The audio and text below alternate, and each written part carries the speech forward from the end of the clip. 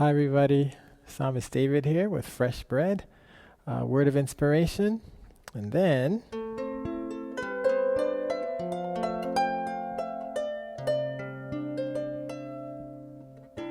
some music just to encourage you.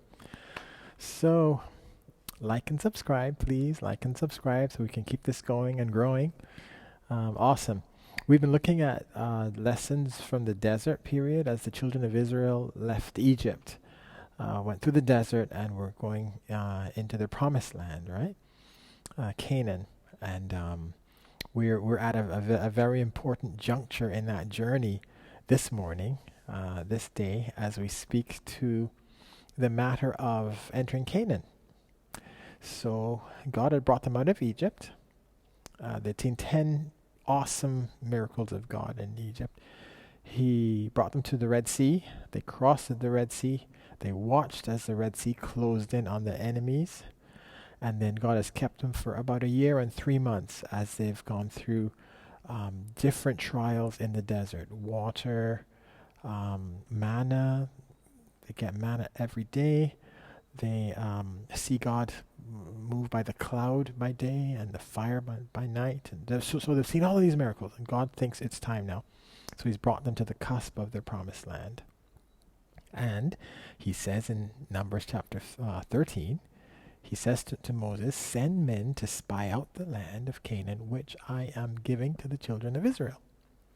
So God says he's giving it to the children of Israel. What do? They go in and they assess the land in terms of the military might and what they would require to defeat these giants. They say in Numbers 13:27, they came and told them, "We went to the land where you sent us. Truly it flows with milk and honey, and this is the fruit." And they brought back a huge bunch of grapes. Nevertheless, the people who dwell in the land are strong. The cities are fortified and very large. Moreover, we saw the descendants of Anak there, and that's the giants. So as far as they were concerned, we cannot get in this land. This is a mistake. You shouldn't have brought us up out of Egypt. This was an error from the beginning. And so all that God had taught them, all the lessons up until now, they discarded them because they didn't feel they were able to cross over, get into the promised land. So 10 of the 12, because God said choose one from each tribe, so they sent in 12 spies. 10 said, "We cannot do this. This is wrong." And they just wept. And then 2 said no. In verse 30, Caleb quieted the people and said, "Let us go up at once and take possession, for we are well able to overcome it." So, a few lessons. God will bring you to your promised land sooner than you think you're able. So the people did not feel they were ready for this, and so they cowered. God knows when we're ready.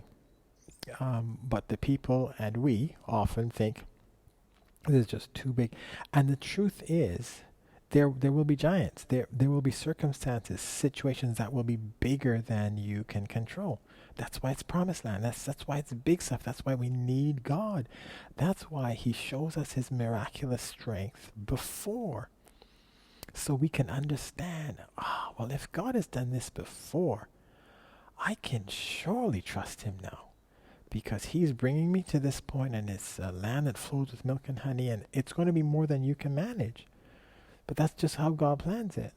That's why he brought you through the desert and showed you through all of those lessons to let you know with him, he is going to give you this. You're not going to have to fight in your own strength. Now, will you have to fight? Yes, and we will look at that in another session.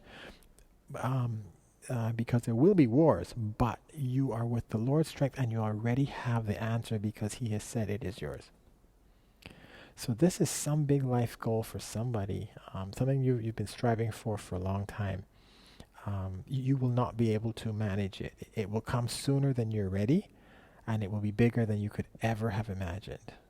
But God, he's been with you before. He's brought you to this. He's given you the assurance that this is yours. You just have to trust him. You just have to go with him. So let us determine that when it's our time to cross into promised land, we aren't going to miss it because the consequences of not going, you see, God has lined things up such that with His strength, you're able to conquer now and move in, and your children will build on the victories that you have done.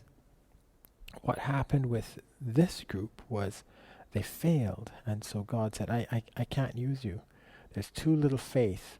And so 40 years until all of those who were adult age had died out, and then God could work with their children. So their children got really what was the birthright of their parents. I want my birthright. I want my promised land, and then my children can build on that. That's what I want. So it requires that we trust God wholeheartedly. We know that He has kept us in the past. He will do it again. So can we walk with God full of faith this day and walk into promised land?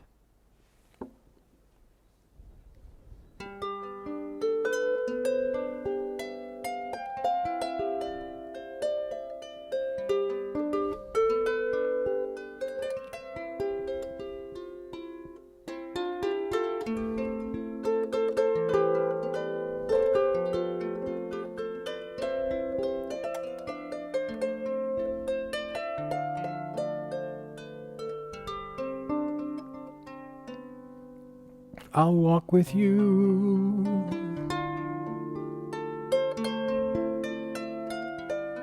I'll go with you, my God. I will trust in you because you have the way. You know my strength and my weaknesses. So I will go with you. You will lead me to my promised land. My trust is in your faithfulness, and no one else can take my hand. You are my God, and you are my God, and no one can take the place that you hold.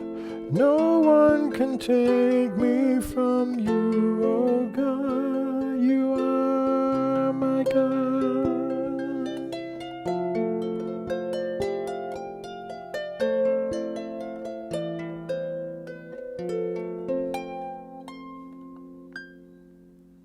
It's all about you, God.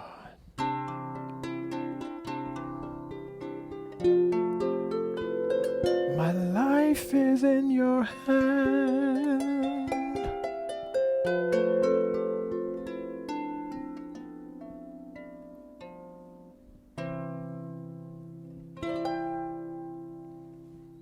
I go with you, God. I go with you. Let's go with God today.